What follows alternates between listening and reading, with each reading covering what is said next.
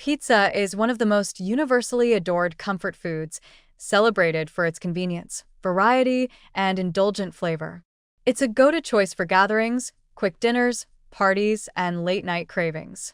But while it satisfies cravings and offers a nostalgic sense of joy, the nutritional reality of most commercial pizzas is far from benign. Behind its appealing layers of crust, cheese, and toppings lies a dense mix of refined carbohydrates, saturated fats, processed ingredients, and excessive calories that make it a deceptively risky food when consumed regularly. At the foundation of most pizzas is a crust made from refined white flour. Like other refined grains, this flour has been stripped of its fiber and nutrients during processing, leaving behind simple carbohydrates that rapidly convert to sugar in the bloodstream. This leads to quick spikes in blood glucose and insulin levels, contributing to fat storage and long-term metabolic issues. Because the crust is often thick and plentiful, sometimes even stuffed with cheese, it delivers a high glycemic load with little satiety, meaning you're likely to eat more than your body needs before you start feeling full. Layered on top of that crust is typically a generous amount of cheese, which adds large amounts of saturated fat and sodium to each slice. Saturated fat raises LDL, bad cholesterol, and contributes to the buildup of plaque in the arteries, increasing the risk of heart disease over time. Cheese is also calorie-dense, meaning that even small amounts pack a lot of energy with minimal volume, encouraging overeating. In many commercial pizzas, the cheese isn't just sprinkled.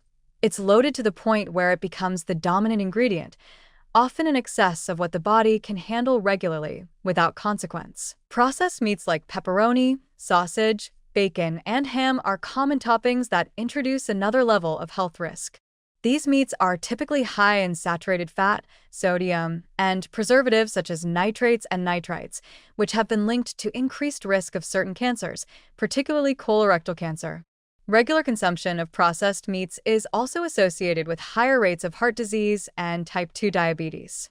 In a typical meat-heavy pizza, these ingredients are not occasional indulgences. They're often piled on in multiple layers, compounding the meal's already serious health drawbacks. The total calorie content of a single pizza meal can be shockingly high.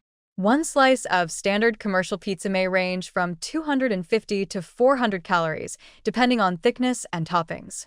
Most people eat more than one slice in a sitting, often 3 or more, which easily pushes the meal over 1,000 calories. Add a sugary soda or dipping sauces on the side, and what appears to be a simple meal becomes a full day's worth of calories in one sitting.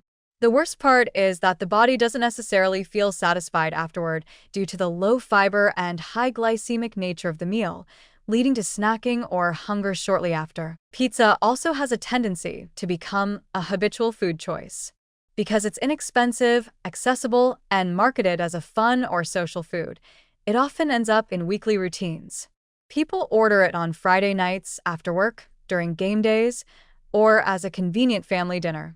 But when this convenience becomes routine, the long-term accumulation of saturated fats, sodium, and refined carbs starts to affect health in very tangible ways, particularly weight gain, elevated blood pressure, insulin resistance, and fatty liver disease. Another layer of concern is the ultra-processed nature of many frozen or fast food pizzas.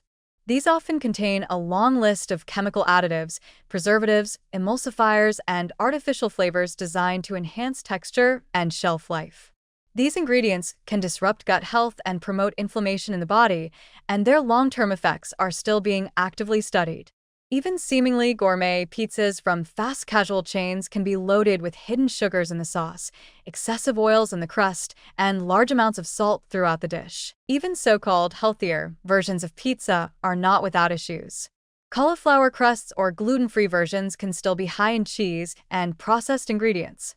Thin crust pizzas may lower the carb count, but they're often paired with heavy toppings to compensate for the smaller base. Vegan versions may eliminate dairy, but often rely on heavily processed meat substitutes or oil-based cheese analogs.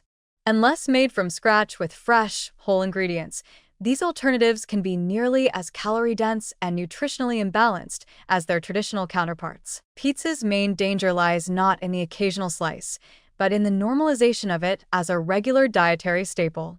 It's one of those foods that's easy to rationalize, tastes good, feels rewarding, doesn't seem too extreme, but over time, its high energy density and low nutritional value wear down the body's metabolic resilience.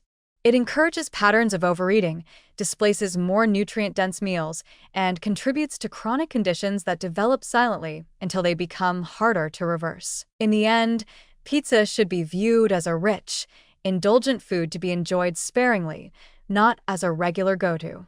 Making it at home with whole grain crusts, lighter toppings, and portion control can reduce some of the risks, but most commercial pizzas remain high-calorie, high-fat, high-sodium meals that work against long-term health goals.